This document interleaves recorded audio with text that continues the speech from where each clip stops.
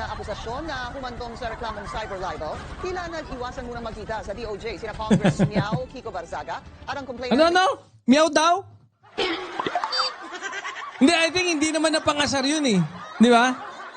I think mas gusto niya pa yung tawagin siyang meow eh. Sina Congress Miao Kiko Barzaga. Congress Meow.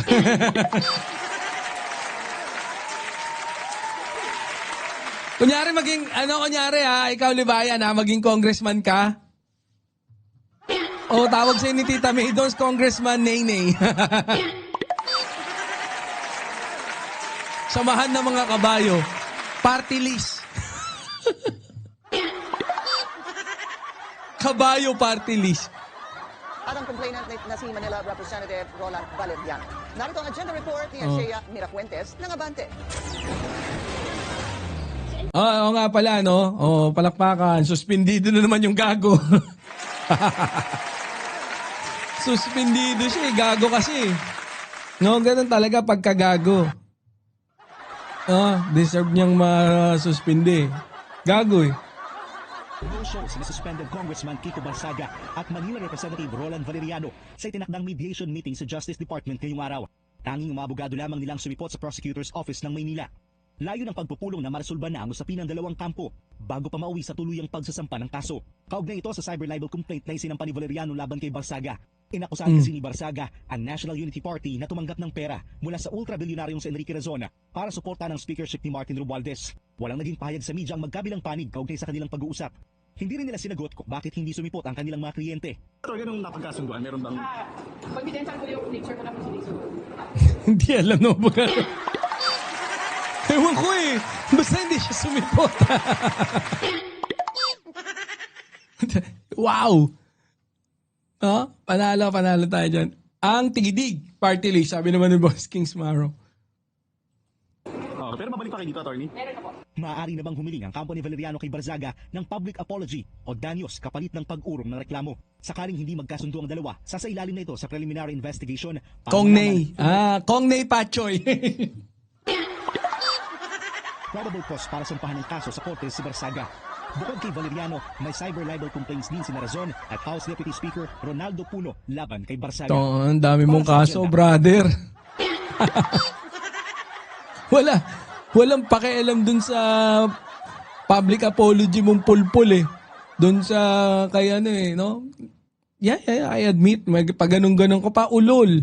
Isaiah Mirafuentes, Abante. Mag-follow sa aming mga social... Ikaw naman, no? Ma'am Pinky naman, no? Lagi na lang, no? Sunod-sunod na natin, no? Doon sa cut nyo, Doon nyo na ikakat. Pagsamasamahin nyo na, Napikon at nagbabala pa si People's Champ Manny Pacquiao sa internet personality na si Francis Leo Marcos matapos umano nitong insultuhin si Mami Dionisia. Nagsimula ito ng tawaging baluga ng isang netizen si Leo Marcos. Ito, bobo to, no?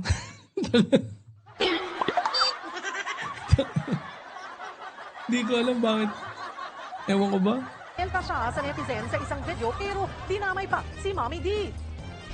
Bakit yung nanay ni Pacquiao mas masahol pa sa baluga? Kapatid ni to, di ba?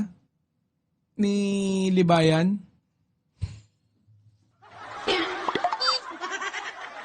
Kapatid. Sino ba ang Hindi ko kasi kilala to eh. Pero ba? No? Kapatid, no? Kapatid ni Libayan. Isang vlogger ang nagpaalam niya na kay Pacman matapos marinig ni Pacquiao. Bakit daw paluga? Ayot na yan. Gago bastos no? Agad itong nagpahanda ng reklamong isasampa laban kay Leo Marcos. Hindi niya rin naiwasang maglabas ng galit. Siyempre, nagkukontrol din ako nung narinig ko yung pati mama ko. Ganyan niya, hanggat atas mas possible, makontrol ko sarili ko. Kung hindi, delikado na ata. pamilya ko nang masangkot. Tandaan mo yan. Hindi, ganun naman talaga eh. Mabuting na sukdulan naman. No, pagka pamilya mo, medyo mas masakit pagka yung kinanti yung mo. Tunay na kapatid ni... Ay, hindi. Si Libayan yata kapatid nito. Yan ang tunay na kapatid ni Libayan. Oh. Nagagalit talaga ako kasi kung nagalit ako, maniwala ka sa akin, hindi mo pa ako kilalang lubusan. Pasalamat ka, naging Christian ako. Ilang beses na ako nasabihan ng ganyan eh.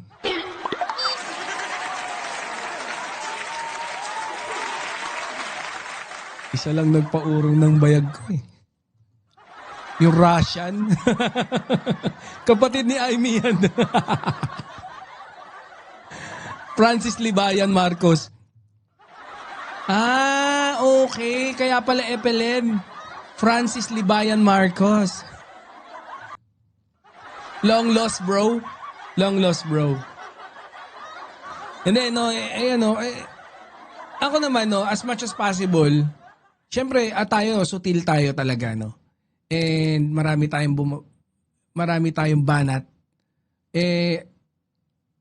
As much as possible, no, as far as I know, lagi naman akong umiiwas na mandamay ng tao unless nandun sa konteksto yung tao na madadamay, hindi ako yung magdadamay, kundi talagang hindi naman nandun na eh. Di ba? Hindi FLM Francis Libayan Marcos.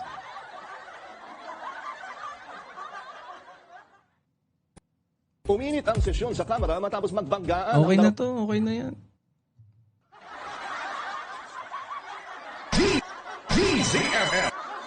Hindi, asan yung ano natin? Gusto ko sana muna yung kay... wala ba tayo nung kay ano? Kay Laila de Lima. Nawalan ako ng respeto sa'yo, brother.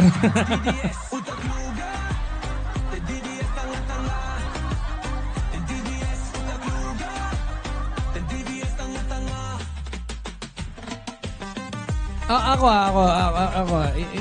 If I'll be honest, and then marami naman nagsabi sa akin, no? Marami ding nag-approach na nagsabi na relax lang kasi kakampi daw si Senator Laila de Lima. And then parang tumatanaw ng utang na loob, ganun.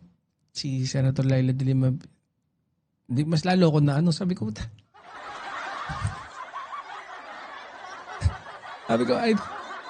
I think not.